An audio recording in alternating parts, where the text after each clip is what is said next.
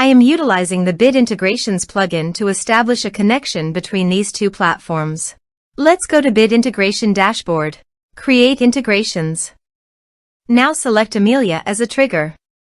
Copy the webhook URL and fetch. Go to Amelia Dashboard. And go to the setting. View Integrations setting. Webhook. Add new webhook. Give here a meaningful name.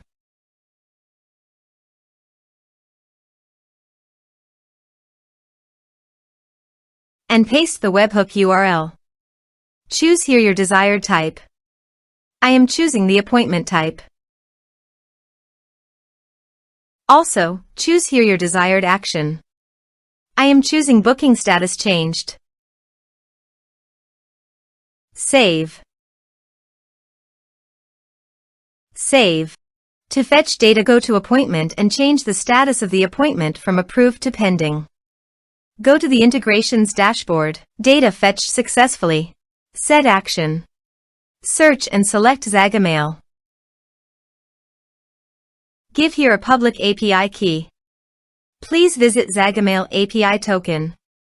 Generate new keys. Save it. Copy the public API key and paste it on the integration site. Authorize it. Authorization is successfully done. Next. Choose a list. Map the respective fields.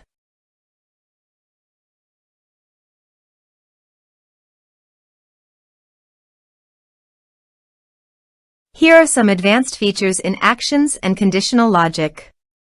You can use it for your requirement. Next. Finish and save it. Now go to Amelia Appointment Dashboard and change the status from pending to approved. Now go to the Zagomail site and navigate to the lists.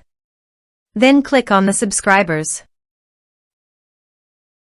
Here you can see that the data came successfully to the Zagomail site. Thanks for watching.